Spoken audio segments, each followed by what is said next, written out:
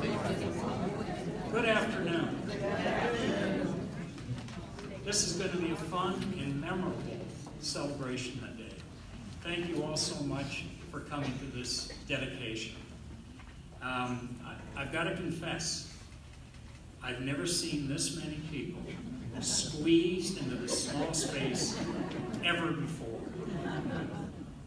It's wonderful that so many people have come this afternoon. My name is Lance Littlejohn, and I'm the chair of the mathematics department. This is truly an historic day for Baylor University, as we recognize the career and achievements of one of our best, Dr. Vivienne Malone-Mayes. Vivienne was Baylor's first African-American faculty member when she was hired in 1966. That's 53 years ago, if I did the math right.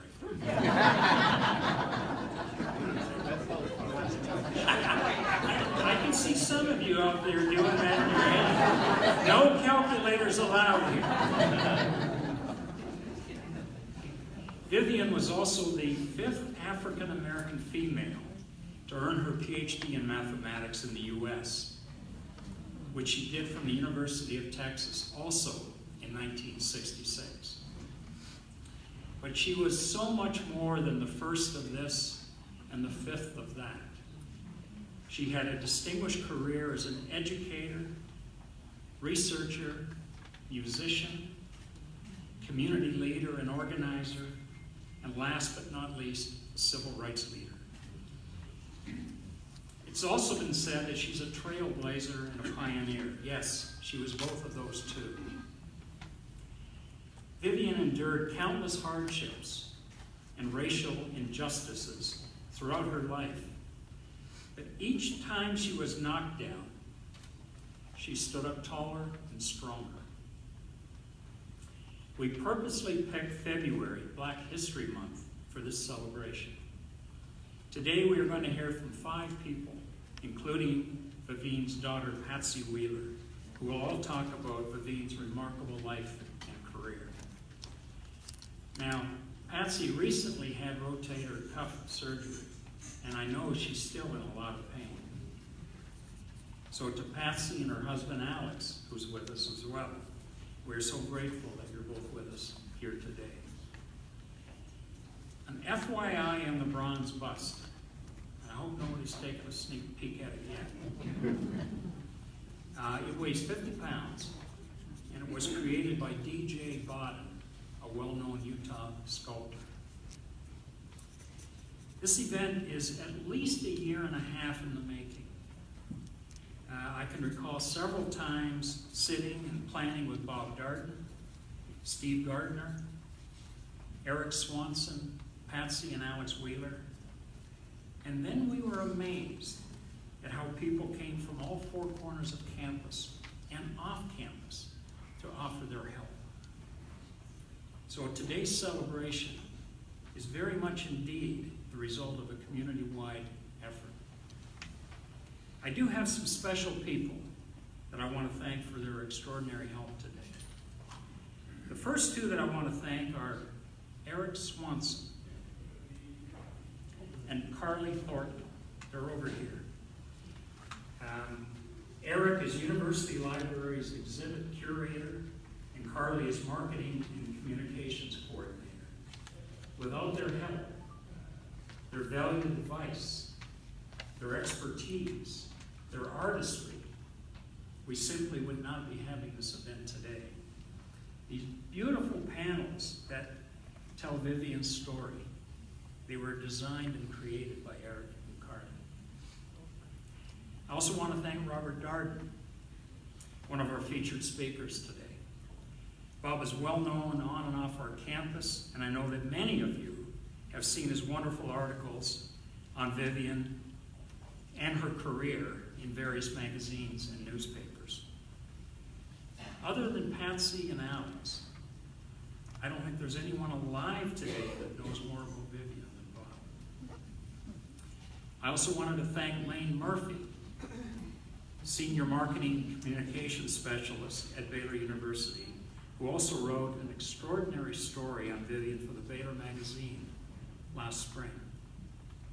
And thanks to Philip Erickson from the Waco Trip for his wonderful story this weekend about Vivienne, so aptly named, Once Rejected, Now Embraced. I also want to thank the Dean's Office in the College of Arts and Sciences, especially Dean Lee Nordbeck here and Dean Kim Kellison for their financial support and steadfast encouragement for today's ceremony. I also thank Kent Ellis, Senior Director of Logistics for institutional events, and his wonderful team for setting up today's program. This event is being live streamed downstairs and also on Baylor's Facebook page. Now, as mentioned, we have 5 distinguished speakers today, not 4 as originally planned. You see from the invitation that you received, the original 4 speakers are going to be Dr. Howard Rolfe, Professor Robert Darden, our president, Dr. Linda Livingstone, and finally, Vivienne's daughter, Patsy Wheeler. However, as of 11 p.m. this past Friday evening, we have another speaker who I will introduce next. But first, I want to remind all of you that at the conclusion of Dr. Livingstone's remarks, she will invite Patsy to join her at the pedestal to unveil the bronze bust of Vivienne. Then Patsy will have some closing remarks about her remarkable mother. And immediately following the end of this event, we'll have a reception in room 340 over on that side of the building. And my wonderful staff, Amy Lopez, Judy Dees, and Margaret Salinas, they'll help you get to the reception. Now, on to our first speaker. Perhaps some of you saw the article in the New York Times a week ago yesterday. The article was written by Amy Harmon and was entitled, "For a Black Mathematician, What It's Like to Be the Only One." I saw and I read this article last Monday and immediately thought of Vivienne. That black mathematician that the Times wrote about is Dr. Ed Ray Goins. Ed Ray earned his PhD in mathematics from Stanford University and is currently the president of the National Association of Mathematicians. He's a full professor of mathematics at Pomona College in Claremont, California.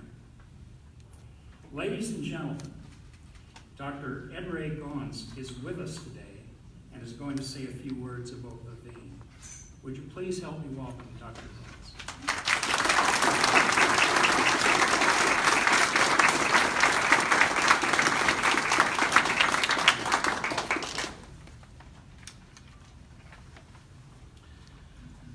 Good afternoon, everyone. I'm speaking here on behalf of the National Association of Mathematicians, of which I'm the president. And Dr. Malone-Mayes was one of the 17 founding members of the organization back in 1969. In particular, you'll see some remarks in your program that are from some of the also original founding members, Sylvia Bozeman, Johnny Houston, and Evelyn Boyd Granville. What I'd like to do today, though, is not actually read those remarks, but give my own remarks on some of my thoughts of the event for today. My mathematical isolation is complete. This is the phrase uttered by Dr. Malone-Mayes after her lonely experience attempting to get a doctorate in mathematics. And in many ways, I can relate with Dr. Malone's experience. She was born right here in Waco, Texas, and began her college education by attending 2 HBCUs. The first was Paul Quinn, and the second, Bishop College. Well, my family is also from Marshall, Texas, and I grew up with my grandmother telling me stories about how she attended both Bishop and Wiley College. But Dr. Malone attempted to enroll at Baylor as a student, and she was denied admission because of her race. But eventually she went to Fisk University, where she met Lee Lorch and Evelyn Boyd Granville. Dr. Granville was just the second African American to receive a doctorate in mathematics. You can imagine what that did to Dr. Malone's imagination. Well, NAM recently had a ceremony at a very large mathematical conference called the Joint Mathematics Meetings that just took place this last January in Baltimore. And Dr. Granville was one of the attendees there at our events. I personally was transformed by meeting Dr. Granville. So eventually, Dr. Malone decided that she would continue her education by going to the University of Texas at Austin. There, she met the infamous Robert Lee Moore. Now, this is an individual who is very well known amongst mathematicians for the transformative work that he did in topology, but he is more infamous among African American mathematicians for being exclusionary. Perhaps Robert Lee Moore was a man of his era, but he was known for being especially nasty to Jews, blacks, and women. Dr. Malone was the only woman in her class and the only African American. She could not attend class. She wasn't allowed to teach as a TA. And she couldn't even go to the local coffee shop to join the study sessions. Hence the phrase, "My mathematical isolation is complete." As Dr. Littlejohn said, I was fortunate enough to recently be featured in the New York Times, where I spoke about my own isolation. It can be debilitating, and it can cause you to question your own worth. But Dr. Malone persisted. She eventually came here to Baylor as the first African American math professor, the same school where she could not even attend perhaps some 10 years before. But Dr. Malone had grit, class, and determination that I think that we all should emulate. I met her Fisk classmate, Gloria Hewitt, about a year ago. She's currently in Missoula, Montana. I'm really fascinated by their generation and how they were able to really overcome such adversity and not let the times get them down and discourage them from fulfilling their own dreams. I think that it's definitely fitting that this must be dedicated today. Dr. Malone, we thank you.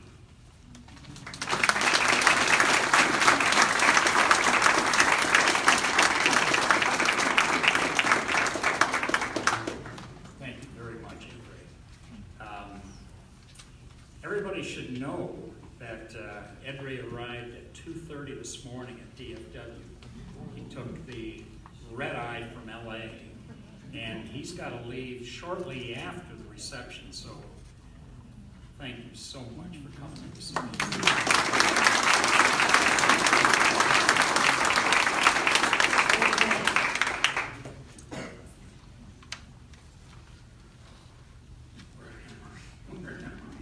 Okay. I'm now very pleased to introduce our second speaker today. Dr. Howard Rolfe was chair of the mathematics department from 1971 to 1997. That's 26 years. Howard, I don't know how you did it for that long. I know you told me to take it one day at a time, but that's a lot of one days at a time. Howard did not hire Vivienne. That was done under the chairmanship of Dr. Walter Williams and President Abner McCall. But Howard was the chair for most of Vivienne's career at Baylor University. Will you please help me welcome Dr. Rolfe?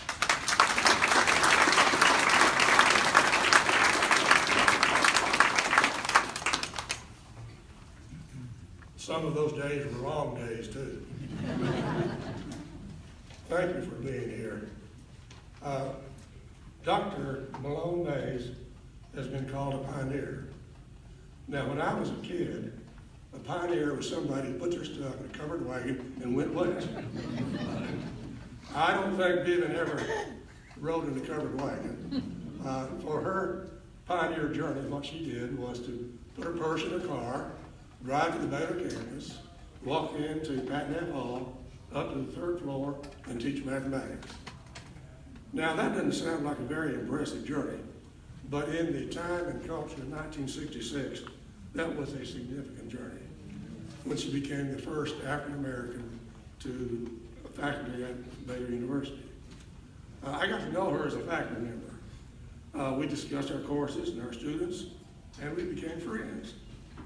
She felt free to offer her opinion, no surprise to most of you, and to agree or disagree with me. When I became the math department chairman, she continued to offer her opinion, and at times gave some really helpful advice. She was serious about her courses and expected good work from her students. As a result, she impacted the students' lives, and many of them still remember the impact they had, and they appreciate how she helped them become the person that they are now. The Student Congress recognized her influence on students when they named her an outstanding faculty member in 1971. Vivienne was active in the Baylor community, the Waco community, and the mathematics community.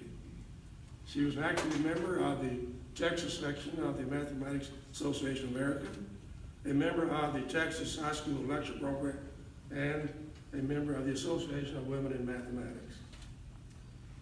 Her selection as the first African-American faculty member was just one of the first. She was the first African-American female to earn a PhD at the University of Texas, the first African-American to serve on the executive committee of the Association of Women in Mathematics. And on a personal note, Vivienne and her husband were the first African-American family to invite my family and me into their home for a meal. Vivienne didn't dwell on past discrimination and injustices. She was determined to demonstrate that she was capable and earned the right to be a Baylor faculty member. And I was not aware of the burden that she carried in this role until one day she just happened to mention that she felt the burden of the entire African-American community on her shoulders. That she felt if she failed, it would be viewed as a failure of the whole African-American community. So she was determined to succeed. And Baylor is a better place because of Vivienne, and that she chose to continue on this significant journey, which was a difficult and sometimes lonely journey. But she did it and paved the way for those who followed her. So today, with gratitude, we recognize and honor the bright, feisty, tenacious, and energetic pioneer, Dr. Vivienne Malone-Mayes.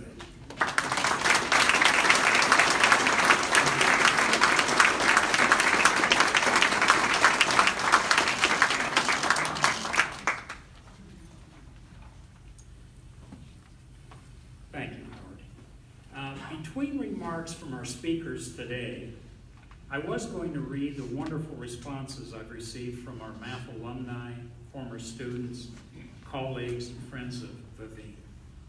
But there are simply too many responses to read today. So instead, I have prepared a document of all these responses that I would like to present to Patsy right now.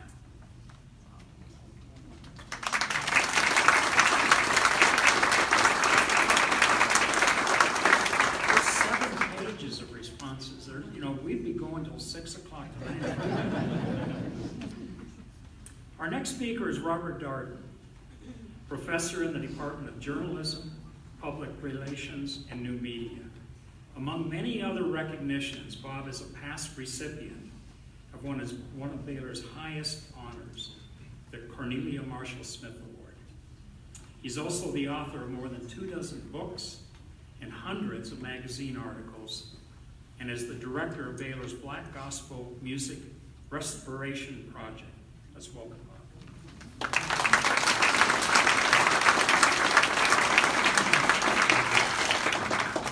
You'll forgive me if I start with something personal. In the summer, late summer 1972, I had just grown up in the Air Force and arrived at the Baylor campus.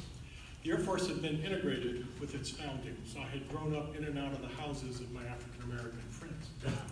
And I arrived at Baylor University, this is either August or September, and I'm walking down the quad towards Moody Library. And I see a tall, beautiful African-American woman, who I found out later was Vivienne Malone-Mayes. She was the only African-American I saw to the Baylor first football game. And she was the most alone person I'd ever seen in my life. It was like she had a force field around her. And in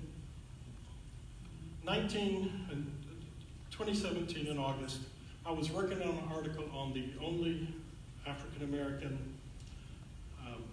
baseball player from Waco who is in the Baseball Hall of Fame. He is, I'm sorry, this is very emotional. He is buried in Greenwood Cemetery, the historic black cemetery in town that's been criminally neglected by the city. And as I was looking for his grave, and by the way, while he is in the National Baseball Hall of Fame, he is not in the Texas State Hall of Fame 1 mile away. And Dr. John Wood, who is here, helped me find that stone. And while we were looking, we found Vivienne's tombstone. And somebody had taken a crowbar and defaced it and knocked out the picture of her.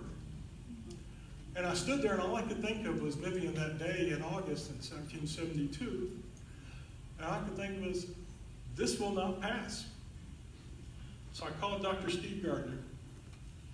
And Steve had been one of the only Baylor faculty members to be at Vivienne's funeral when she died, because Baylor had scheduled her, Abner McCall's funeral at the same time and at the same day as hers, without checking with the family, even though she had died first.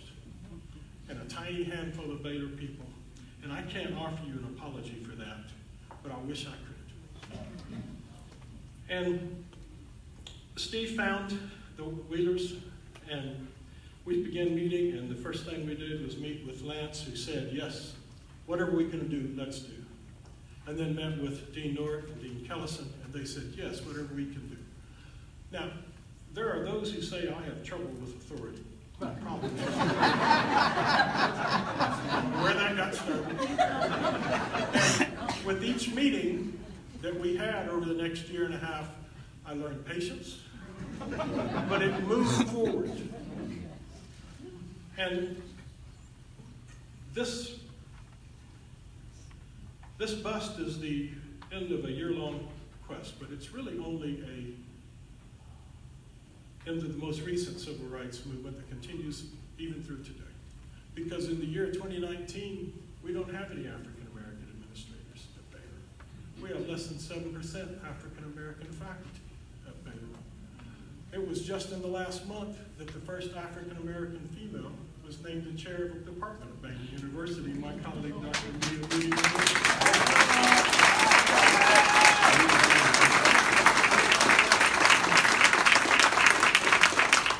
In February 2019, we call ourselves a Christian school, and I believe everybody believes and works towards that goal, but we have to be better than the world in this. We have to be better, and if they call us hypocrites, it's our own fault, but we have got to do better. So this statue, this bust here, if all it is a bust that we walk out of here, and I walk out here, then I'll have wasted a year and a half. Thank you, Dean North. Thank you, Dean Kellison. But if that's all that is, but if we see this as what it could be, as a guide, as a goad, as a spur to us, that this will not stand, that we work harder and harder to make sure that we have a representation of the African Americans and Hispanic and other minorities that we have not done a good job of, so that Baylor University becomes a light on a hill instead of always having to apologize that we're not better than we are. Thank you.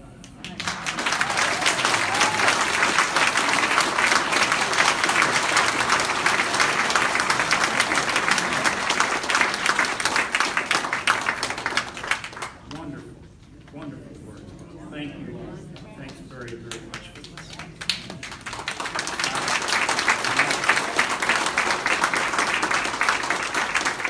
Okay, we're getting closer to the moment.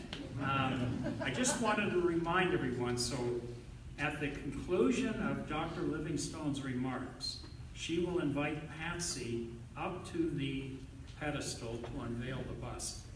And then Patsy will have some closing words for all of us. Now, I'm very pleased to introduce our next speaker, our 15th president, Dr. Linda Livingstone. All right.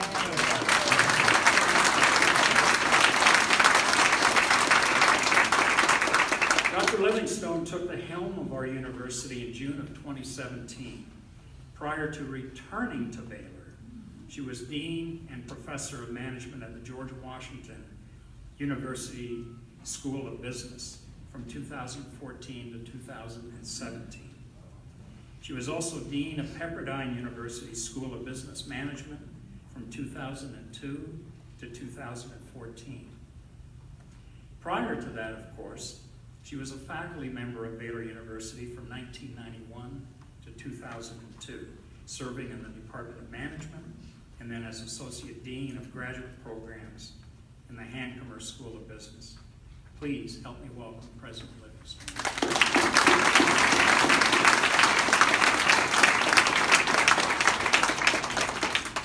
Thank you for that introduction, Dr. Littlejohn and Dr. Goins. Thank you for honoring us with your presence here. We know you have so much to do. It meant so much to have you here to honor Dr. Malone-Mayes and for taking your time to do that. And Howard and Bob, thank you for sharing your very personal witnesses to her life and to all that she's meant to Baylor, and Bob especially for kind of your challenge to us to think about who we are now and who we need to be as we look to the future. And as I reflect back on what I know about your mom, Patsy, the mistake we made not admitting your mom into our graduate program in many ways turned out to be a blessing to us that she came and then was a faculty member for us for so many years and honored us, our students, the folks that were colleagues of hers, by sharing her insights and her wisdom, her skills with our students, and that will be reflected in what you read there.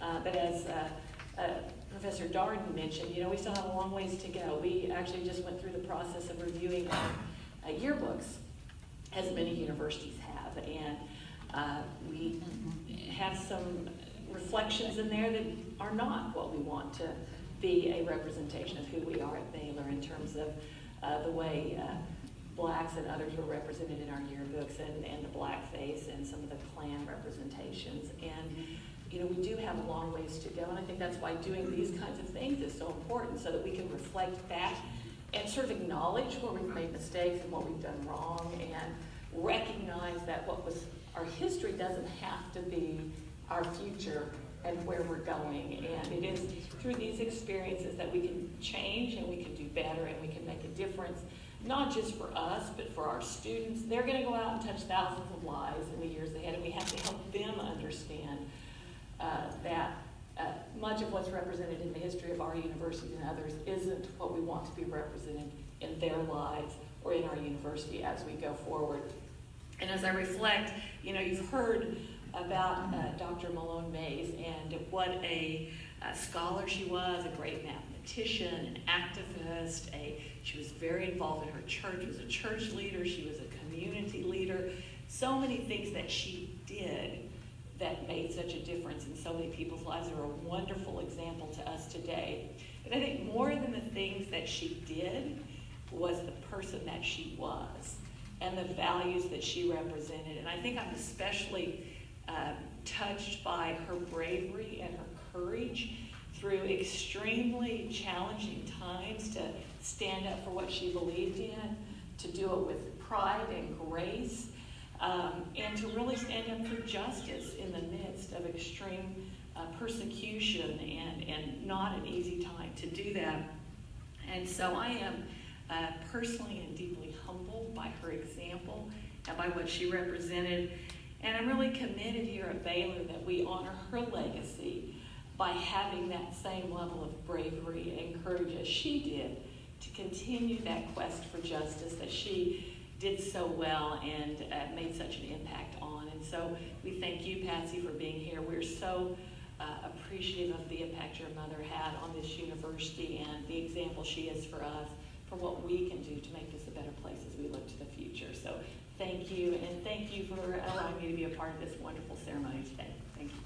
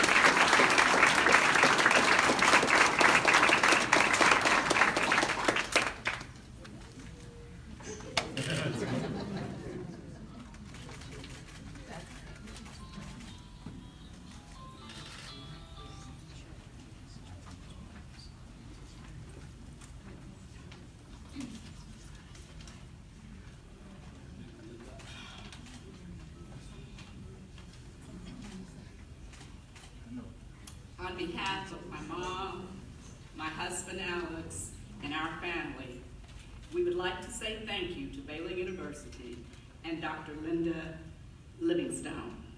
We would also like to thank, I hate to mention names because I'll forget somebody, but I won't call the name out, but someone was supposed to send me some names. We would also like to say thank you to Dr. Lance Littlejohn, Dr. Bob Darden, Dr. Steve Gardner, and the entire village it took to make this event a success. Your diligence, patience, and keen eye for details will always be remembered and appreciated. I can truly say, let me say this first. For years, people have asked me, what has Baylor done to honor your mom? And because she had a humble spirit, I would always say, oh, they've been pretty good to her. But now, I can truly say that Baylor University has stepped up, showed out, and made us proud.